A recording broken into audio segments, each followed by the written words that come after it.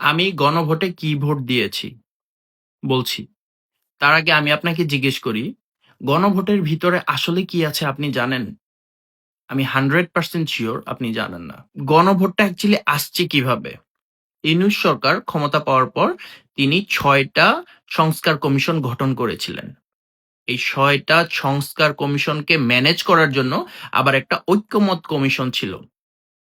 সংস্কার কমিশনের দায়িত্ব ছিল কি সংস্কার নিয়ে আসবে সেগুলো তুলে ধরা, একত্রিত করা। আর ঐক্যমত কমিশনের দায়িত্ব ছিল সকল রাজনৈতিক দলগুলোকে নিয়ে তাদের মধ্যে একটা ঐক্য গঠন করা আরকি।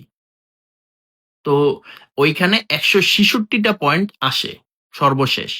ওই ১৬৬ টা পয়েন্ট থেকে কাটছাঁট করে ৮৪ টা পয়েন্ট রাখা হয়। এই ৮৪ টা পয়েন্ট নিয়ে গঠিত হয় জুলাই চার্টার বা জুলাই সনদ।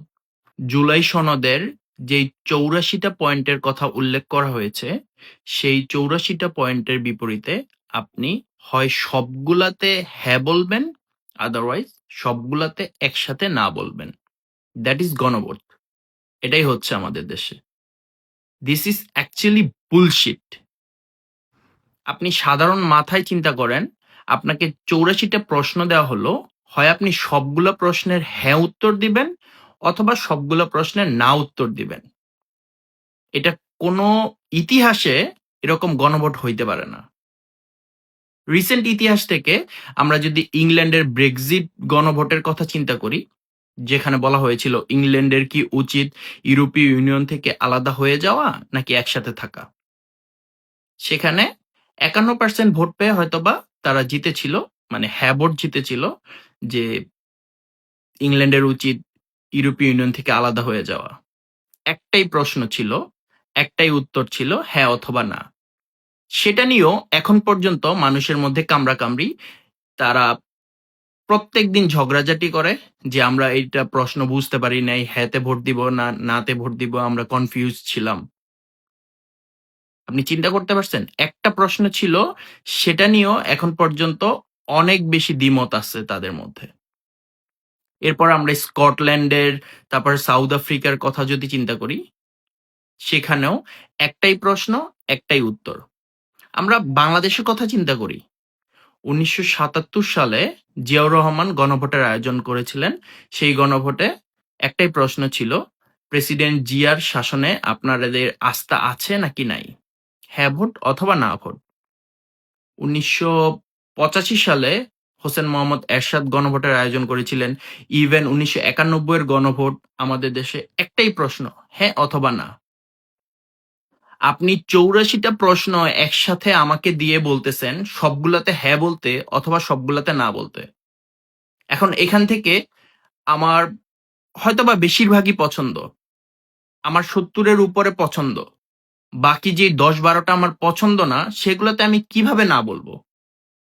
কি অপশন এটা?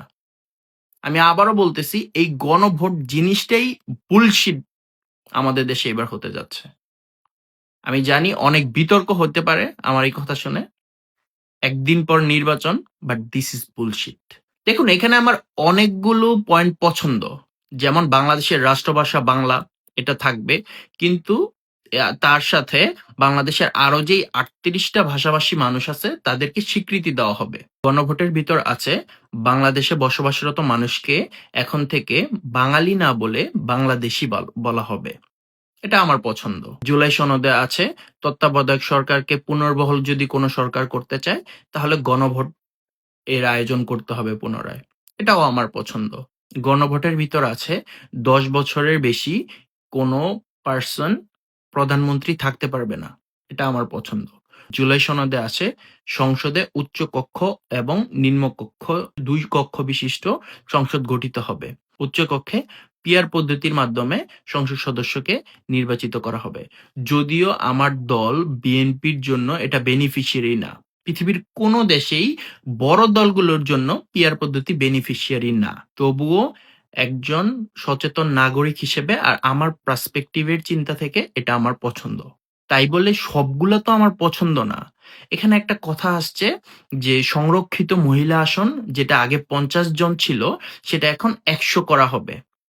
শুধু তাই না, এই ১০০ কে আবার প্রত্যেক বছর ৫% করে বাড়ানো হবে। এটা কি নারীর প্রতি আপনারা সম্মান দিচ্ছেন? যে আচ্ছা ধরে নিলাম ৪০০ আসন।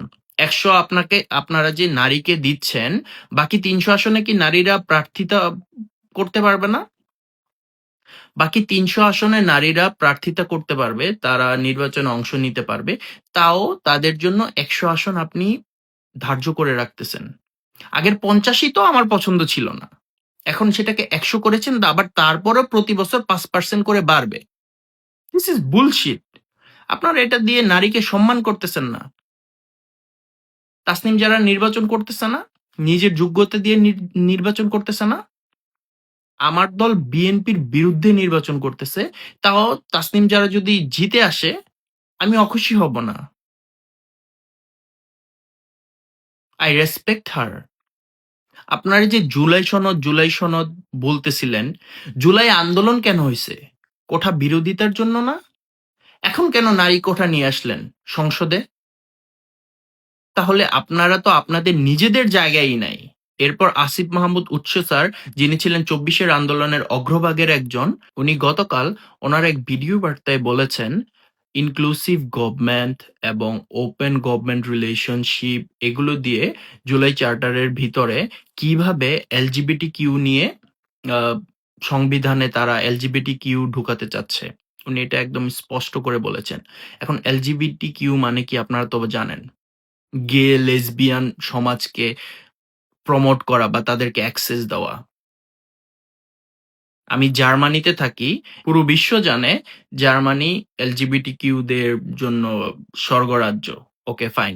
বাট আমি জানি এইখানেও এদেরকে কিরকম ঘৃণার চোখে দেখা হয়। আমি তো একজন সচেতন নাগরিক হয়ে গণভোটে হ্যাঁ ভোট দিব না।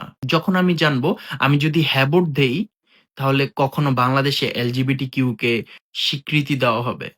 এরপর আরো কিছু বুলশিট জিনিস উল্লেখ করি, যেগুলো এই জুলাই সনদের ৮৪টা পয়েন্টের মধ্যে আছে। এখানে আছে আমি যদি হ্যাঁ ভোট দেই তাহলে বিচার বিভাগের স্বাধীনতা থাকবে। ভাই এত জীবন ধরে পড়ে আসতেছি ছোট্টবেলা থেকে যে বিচার বিভাগ একটা স্বাধীন প্রতিষ্ঠান, বিচার বিভাগ তাদের নিজেদের মতো কাজ করে, তাদের উপরে কেউ ক্ষমতা খাটাইতে পারে না। তারপরও হাসিনা সরকারের সময় কি হয়েছিল? বিচার বিভাগ স্বাধীন ছিল? বিচার বিভাগ কাগজে কলমে সারা জীবন স্বাধীন। আপনার এখন হ্যাঁ ভোট দিয়ে বিচার বিভাগকে স্বাধীন বানাইতে চাইতেছেন। আবার বলতেছেন যে এটা সংস্কার, হ্যাঁ ভোট মানে সংস্কারের পক্ষে ভোট। হ্যাঁ ভোট যে দিবে তারা সংস্কারের পক্ষে ভোট দিবে। হ্যাঁ ভোট দিলে শেখ হাসিনা কখনো ফেরত আসতে পারবে না। আল্লাহ না করুক, শেখ হাসিনা কালকে আসলো, আপনার হ্যাঁ ভোট পাশ হইলো, এর পরের দিন শেখ হাসিনা আসলো। আইসা প্রথম সেকেন্ডে শেখ হাসিনা বলে দিবে যে এই জুলাই সনদ হ্যাঁ ভোট এগুলা মিথ্যা। সে আপনি কি করবেন? আপনার জুলাই সনদ বা হ্যাঁ ভোট দিলে শেখ হাসিনা ফেরত আসতে পারবে না, জুলাই সনদে হ্যাঁ ভোট দিলেই সংস্কারের পক্ষে, বুলশিট। প্রথমত ৮৪টা পয়েন্টে একটা মানুষ কখনোই একসাথে হ্যাঁ বলতে পারবে না বা নাও বলতে পারবে না। অ্যাজ আই সেড, ৭০-এর উপরে পয়েন্ট আমার নিজের পছন্দ। আমার দল বিএনপির বিপক্ষে গেল, বড় দল হিসেবে অনেক কিছুই তাদের বিপক্ষে যাবে, যেমন পিয়ার পদ্ধতি।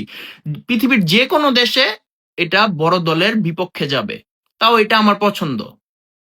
এট দ্য সেম টাইম, কোটার বিরোধী আন্দোলনের পর দেশ আজকে এইখানে আসছে, এরপরও নারী কোঠা নিয়ে আসবে, এলজিবিটি কিউ নিয়ে আসবে, এটা আমার পছন্দ না। এখন আমি কোথায় ভোট দিব? হ্যাঁতে দিব না নাতে দিব? This is very risky statement I am giving.